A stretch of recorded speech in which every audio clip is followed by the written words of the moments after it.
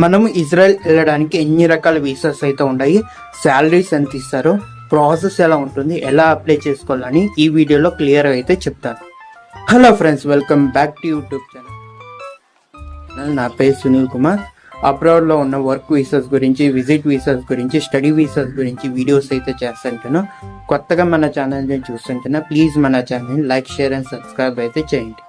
నేను ముందుగా ఇజ్రాయెల్లోనే ఎన్ని రకాల వీసాస్ ఉన్నాయి, శాలరీ ఎంత ఇస్తారు, ప్రాసెస్ ఎలా ఉంటుంది, ఎలా అప్లై చేసుకోవాలని చెప్తాను.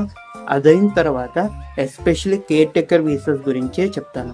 కేర్ టేకర్ శాలరీ ఎంత ఉంటుంది, అలాగే బెనిఫిట్స్ ఏముంటాయని చెప్తాను. జాబ్ పరంగా మనం ఇజ్రాయెల్లో చూస్తేనా B1 వీసా అయితే ఉంది. దీంట్లో 2 రకాల అయితే వీసాస్ అయితే ఉన్నాయి. B1 employment care giver visa, B1 expert visa. B1 employment care giver వీసాలోన మనం తక్కువ చదువుకున్నా కానీ చదువుకోకున్నా కానీ మనం వెళ్ళచ్చు. Construction jobs, agriculture jobs, care giver jobs, ఇవి మనం కొంచెం ట్రైనింగ్ తీసుకొని కానీ వెళ్ళచ్చు అనమాట.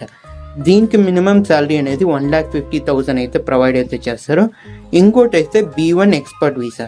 దీనికి ఎక్కువ అయితే చదువుకొని అయితే ఉండాల్సింది వస్తుంది. సాఫ్ట్వేర్ ఇంజనీర్స్ కానీ, డాక్టర్స్ కానీ, రీసెర్చ్ చేసే వాళ్ళు అయితే వెళ్తారు.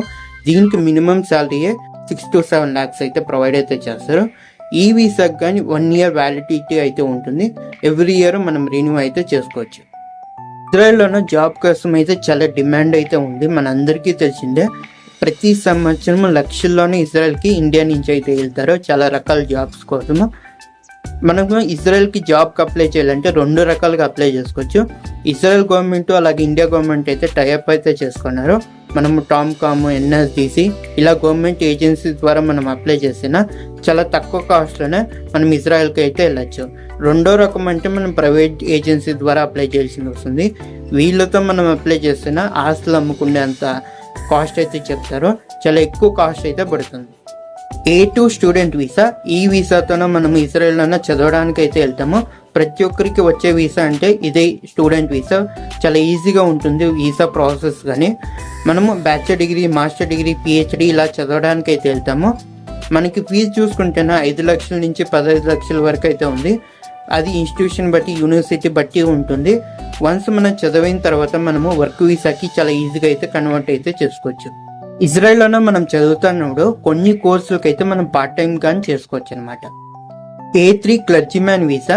ఈ వీసాతోనే మనము రిలీజియస్ వర్క్ చేయడానికి అయితే వెళ్తాము.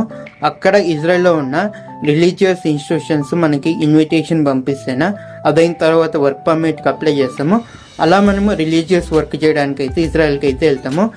ఈ వీసా డ్యూరేషన్ అనేది 1 year ఉంటుంది. అదైన తర్వాత కావాలంటే రిన్యూ చేసుకోవచ్చు. ఇజ్రాయెల్లో మనకి మినిమం శాలరీ అనేది 1,50,000 అయితే ప్రొవైడ్ అయితే చేస్తారు. ఏ జాబ్ చూసుకున్నా కానీ, కన్స్ట్రక్షన్ జాబ్ చూసుకున్నా కానీ, కేర్ గివర్ జాబ్ చూసుకున్నా కానీ, అగ్రికల్చర్ జాబ్ చూసుకున్నా కానీ మనకి మినిమం 1,50,000 శాలరీ అయితే ఉంటుంది. ఎస్పెషల్లీ నేను కేర్ గివర్ జాబ్ గురించి అయితే చెప్తాను. కేర్ గివర్ జాబ్ అంటేనా మనకి ఒకవేళ చదువు లేకుండా కానీ మనం వెళ్ళొచ్చు అనమాట. ఇక్కడ ఇండియాలోనే బేసిక్ ట్రైనింగ్ తీసుకొని కేర్ గివర్ జాబ్కి అయితే వెళ్తాము. కేర్ గివర్ జాబ్ అంటేనా మనకి ఓల్డ్ ఏజ్ పర్సన్కి అలాగే బాగాలేకుండే వాళ్ళకి అయితే మనం చూసుకోవాల్సింది వస్తుంది. మనకి బెనిఫిట్స్ అన్నీ చూసుకుంటేనే మినిమం 2 lakhs వరకు ఎవ్రీ మంత్ అనేది శాలరీ అయితే వస్తుంది మనకి ఇజ్రాయెల్లోనే కేర్ గివర్ జాబ్కి. కేర్ గివర్ జాబ్లోనే మనము బెనిఫిట్ చూసుకుంటేనే ఉండడానికి ఇల్లు అయితే ఇస్తారు, ఫుడ్ అయితే ఇస్తారు, 8 hours అయితే వర్క్ అయితే చేస్తారు. దీనికన్నా ఎక్కువ వర్క్ చేస్తేనే మనకి ఓటీ అయితే ప్రొవైడ్ అయితే చేస్తారు. వీకెండ్లో వర్క్ చేస్తేనే ఓటీ కానీ ఉంటుంది.